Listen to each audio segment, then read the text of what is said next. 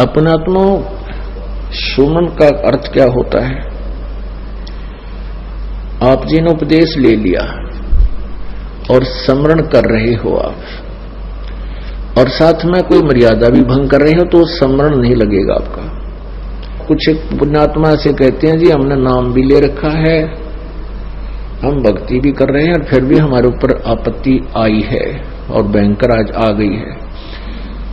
तो कहने का भाव ये है इस दास का कि उन्होंने स्मरण नहीं किया, स्मरण में मर्यादा में नहीं रहे।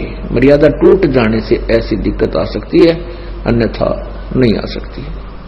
तो सिमरण का तात्पर्य है कि परमात्मा कहते हैं दुख में सुमन सब करें, सुख में करे न कोई। आप दुखी हो, आपको राहत मिली, सुखी हुए, कुछ दिनों के बाद आप इतने भूल जाते हो सत्संग के अभाव से, और फिर गलतियां प्रारंभ कर देते हो लोक लाज में आके। लोक लाज में आके गुरुजी के द्वारा दिए गए आदेश की अवहेलना कर देते हो, उल्लंघन कर देते हो, मर्यादा तोड़ देते हो, तो काल का दाव लग जाता है। कुछ एक ऐसे भक्त हैं जिनके पिछले पुण्य अच्छे होते हैं और वो पुण्यों के कारण, पिछले पुण्य तो हैं ही, उन पुण्यों के कारण वो सुखी है। जिस इस नकली लोक में जिसको हम सुख मानते हैं वो संसारिक दृष्टि से सुखी है और उसने उपदेश भी ले लिया है। और एक ऐसा प्राणी है जिसके पूर्व जन्म के पुण्य गण्य नहीं है, उस पर आपत्ति आ गई है।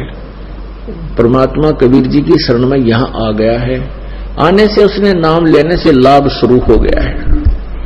तो कुछ दिनों के बाद उसको दुख आने बंद हो जाएंगे क्योंकि पुण्य बढ़ जाएंगे, पाप समाप्त कर देता है परमात्मा।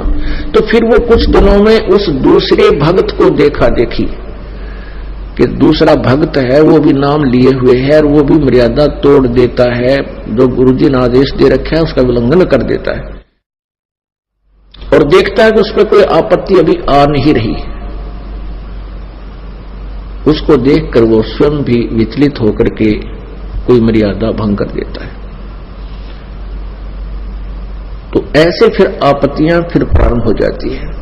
जिस व्यक्ति ने उपदेश भी ले रखा है और नाम भी खंडित कर दिया तो उस पर अब मंत्र उसका है नहीं उसके पास, इस नाम की कमाई बिल्कुल नहीं है। जिसने बीड़ी पी ली, शराब पी ली, मांस खा लिया या कोई आन उपासना कर ली या लोक लाज में आके परमात्मा वाले नियम से वो वंचित हो गया, तो उसकी भक्ति नहीं चल रही, उसके पिछले पुण्य चल रहे हैं। और वो सत्संग भी आ जाता है, नहीं भी आता है, बीड़ी भी पीता है, एक आदमी वो गुट्टी भी ला लेता है, और वो फिर भी कहता मैं संत रामपाल का शिष्य हूं। वो कह रहा है पर वो दास का शिष्य नहीं है। हाँ, उसके साथ क्या बनेगी? फिर एक ही दम इतनी आपत्ति आवेगी जब उसके पुण्य समाप्त हो जाएंगे, वो बक्कल उतरेगा और फिर वो व्यक्ति आकर के कहेगा कि मैंने तो नाम ले रखा था जी, हमारे घर पे भी ऐसी आपत्ति आ गई।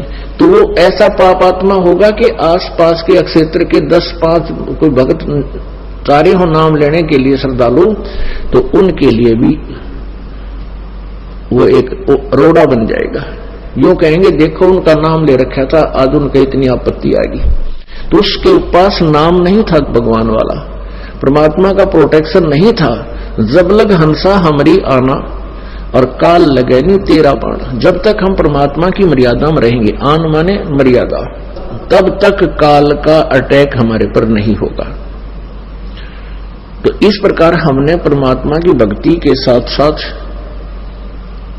मर्यादा की भी आवश्यकता पड़ती है। जैसे हमने खेत में बीज दिया, समार भी दिया, बीज भी डाल दिया, डोल बनाई नहीं, उसकी डोली नहीं बनाई, उसके चारों तरफ मेड़ नहीं बनाई, डोला नहीं बनाया, तो पानी डालेंगे वो भी इधर उधर बिखर जाएगा, खाद डालेंगे वो भी इधर उधर बिखर जाएगा, तो फसल नहीं तैयार होगी।